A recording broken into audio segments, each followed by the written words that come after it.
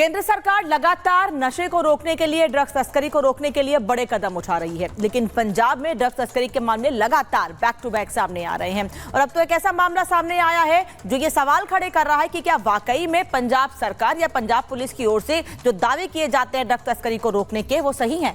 क्योंकि एसटीएफ ने drugs inspector को ही गिरफ्तार किया है इस पूरे मामले में सहयोग करने में, जो लोग तस्करी करते हैं पंजाब में बड़े मामले पर। इस रिपोर्ट को देखिए।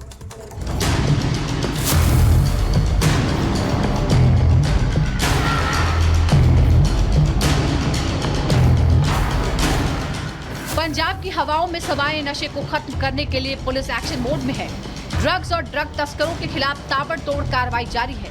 पंजाब के भटिंडा में ड्रग तस्करी के नेटवर्क के तार एक ड्रग इंस्पेक्टर से जुड़े थे, जिसका एसटीएफ यानी स्पेशल टास्क फोर्स ने पर्दाफाश कर दिया। आरोपी ड्रग इंस्पेक्टर की पहचान शीशान मित्तल के रूप में हुई है। ड्रग नेटवर्क को जड़ से खत्म करने के लिए एसटीएफ की कई टीमों ने शीशन के अलग अलग ठिकानों पर छापेमारी की, जहाँ से भारी मात्रा में नकदी और विदेशी करेंसी बरामद की गई है। एसटीएफ ने 3 राज्यों के 8 ठिकानों पर रेड की, जिसमें भटिंडा, मौर मंडी, गिद्दरबाड़ा, मोहाली, चंडीगढ़ और हरियाणा का फतेहाबाद शामिल है। छापेमारी के दौरान 24 बैंक खातों में जमा 6 करोड़ 69 लाख रुपए सीज किए गए हैं। ड्रग इंस्पेक्टर के 3 बैंक लॉकर भी जब्त किए गए हैं, जहां से 9,31,000 रुपए नकद मिले, 260 ग्राम सोना और 515 दिरहम बरामद किए गए हैं। ड्रग इंस्पेक्टर के घर पर छापेमारी के दौरान पुलिस को कई दस्तावेज भी बरामद हुए हैं। पुलिस के मुताबिक शीशन मित्तल का जेल में बंद नशा तस्करों से लिंक है और उसने ड्रग तस्करी के नेटवर्क के जरिए कमाए गए पैसों से चल अचल संपत्ति बनाई। मित्तल ड्रग मनी से अपने रिश्तेदारों के नाम पर प्रॉपर्टी बना रहा था। कई बेईमानी खातों में ड्रग मनी जमा करवाई गई। जीकरपुर में मित्तल के एक 2 करोड़ के फ्लैट और डबवाली में 40 लाख रुपए के एक प्लॉट समेत कई संपत्तियों का पता चला है। पुलिस ने इस मामले में अभी तक एक एफआईआर दर्ज की है और मामले की छानबीन में जुट गई है। एक एफआईआर लॉज हुई है, ਇਹਦੇ ਰਿਗਾਰਡਿੰਗ ਜਿਹੜਾ ਕੋਈ ਰਿਕਾਰਡ ਵਗੈਰਾ ਜਾਂ ਛਾਣਬੀਨ ਦੇ ਤਾਲੁਕ ਅਸੀਂ ਇੱਥੇ ਆ ਆਏ ਹਾਂ। ਐਫਆਈਆਰ ਲੌਜ ਹੈ, ਐਫਆਈਆਰ ਦੇ ਬੇਸ ਦੇ ਉੱਤੇ ਹੀ ਜਿਹੜਾ ਕਰ ਰਹੇ ਹਾਂ। ਕੋਈ ਰਿਕਾਰਡ ਵਗੈਰਾ ਹੈਗਾ ਹੈ, ਉਹਨੂੰ ਲਿਆ ਕਬਜ਼ੇ 'ਚ। एसटीएफ के मुताबिक आरोपी ड्रग तस्करों के साथ सिंथेटिक ड्रग रैकेट में शामिल था और छापेमारी से पहले 1 महीने तक पुलिस ने इसकी जांच की और फिर छापेमारी का फैसला लिया। Bureau report, Republic Bharat.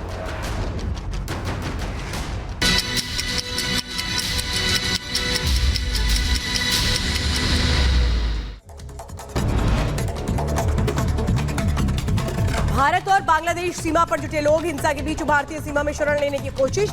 Jalpaiguri में बॉर्डर के पास पहुंचे कई अल्पसंख्यक। बांग्लादेश में उपद्रवी जमकर मचा रहे उत्पात, घरों को घेर कर दरवाजा। नमस्कार, रिपब्लिक भारत देख रहे हैं आप। देश भर की तमाम बड़ी खबरें आपको बताएंगे। न्यूज रूम से मैं महिमा मौजूद हूं और इस वक्त देखिए बांग्लादेश से खबर सामने आ रही है, जहां पर अल्पसंख्यकों पर अत्याचार किए जा रहे हैं, हिंदुओं पर अत्याचार किए जा रहे हैं। इस खबर को लेकर विस्तार से जानकारी आपको श्वेता देंगी। सीधे आपको स्टूडियो लिए चलते हैं। नमस्कार, आपके साथ मैं हूं श्वेता त्रिपाठी और ये बड़ी खबर इस वक्त आ रही है। बांग्लादेश में अल्पसंख्यकों पर जिस तरह से अत्याचार हुए हैं, इस पर पंडित धीरेन्द्र शास्त्री की जो प्रतिक्रिया है वो सामने आई है। वो साफ तौर पे कह रहे हैं हिंदू मंदिरों पर हमले किए जा रहे हैं।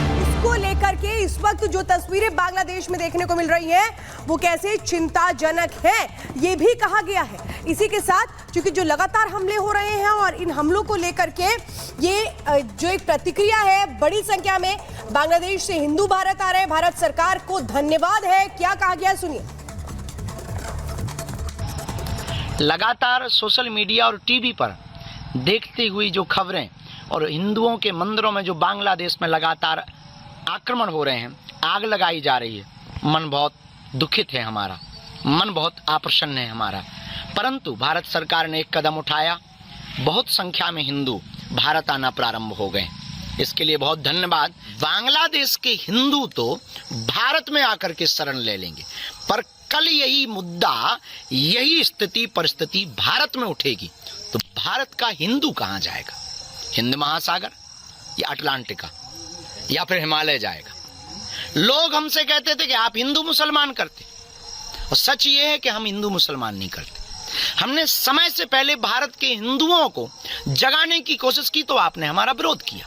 पर आज तुम्हारी आंखों के सामने, आज तुम्हारी मीडिया ही, आज आपकी ही वह सोशल मीडिया के मोबाइल पर वो वीडियो आ रहे हैं जिसमें चिघाड़ रहे हैं हिंदू, और एक विशेष संप्रदाय के मंदिरों पर, वहां के इस्कॉन मंदिर पर इसलिए जलाया गया क्योंकि वो हिंदुत्व का और सनातन का प्रचार करते।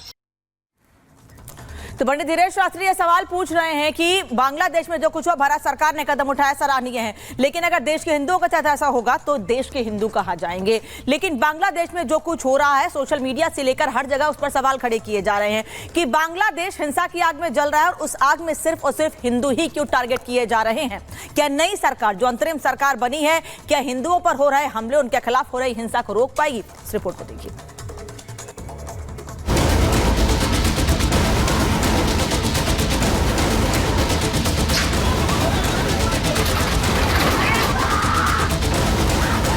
बांग्लादेश की अंतरिम सरकार के मुखिया मोहम्मद यूनुस हिंदुओं पर हमला होने की बात कबूल भी रहे हैं और उन्हें रोकने की बात भी कर रहे हैं, लेकिन हकीकत में ऐसा होता नहीं दिखाई दे रहा है।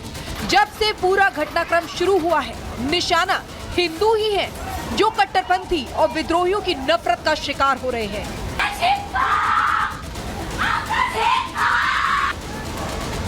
हिंसा की आग में सिर्फ और सिर्फ हिंदू और अल्पसंख्यक समुदाय के लोग ही जल रहे हैं। बांग्लादेश के 22 से ज्यादा जिलों में हिंसक भीड़ दिन हो या रात उपद्रव मचा रही है।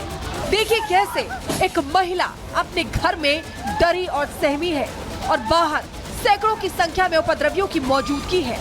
भीड़ में मौजूद लोग डंडों से घर की खिड़की तोड़ने की कोशिश कर रहे हैं, लेकिन उन्हें रोकने वाला कोई नहीं है। बवाल की ऐसी ही तस्वीर दूसरी जगहों से भी सामने आ रही है। भीड़ ने एक घर को आग के हवाले कर दिया। घर एक नहीं बल्कि कई हैं। आग लगाने के साथ ही तोड़फोड़ भी की गई है। हिंसा की आग में बांग्लादेश जल रहा है, लेकिन शिकार हिंदू परिवार है। हमलों से बचने के लिए न तो सेना और न ही सरकार कोई कदम उठा रही है। ठाकुर गांव में कट्टरपंथियों ने देर रात हिंदू गांव पर धावा बोल दिया और गांव के हर घर को फूंक दिया। आलम यह है कि अब हिंदुओं को अपनी रक्षा करने के लिए खुद ही मैदान में आना पड़ रहा है। ढाका में हिंदू सोसाइटी में लोग लाठी डंडों के साथ गश्त कर रहे हैं। अपने परिवार की रक्षा के लिए दिन रात पहरेदारी कर रहे हैं, क्योंकि वो जानते हैं कि उन्हें बचाने के लिए कोई आगे नहीं आएगा। उन्हें अपनी सुरक्षा खुद ही करनी पड़ेगी। एक तरफ अल्पसंख्यक सुरक्षा के लिए मैदान में है, तो उपद्रवी हिंदू परिवार को निशाना बनाते हुए आगे बढ़ रहे हैं। तस्वीरें एक अपार्टमेंट की है, जहां सैकड़ों की संख्या में चाकू तलवार हाथ में लिए हिंदू फैमिली पर हमला किया। हालांकि वहां मौजूद सेना ने उन्हें रोकने की कोशिश की। मौलवी बाजार में देखिए कैसे भीड़ से गिरे अल्पसंख्यक जान बचाने के लिए तालाब में कूद पड़े, लेकिन हिंसक भीड़ का दिल नहीं पसीजा। पानी में तैरकर बचने की कोशिश कर रहे लोगों पर पत्थरों से हमला किया जा रहा है। निशाना लगा लगा कर पत्थर मारे जा रहे हैं।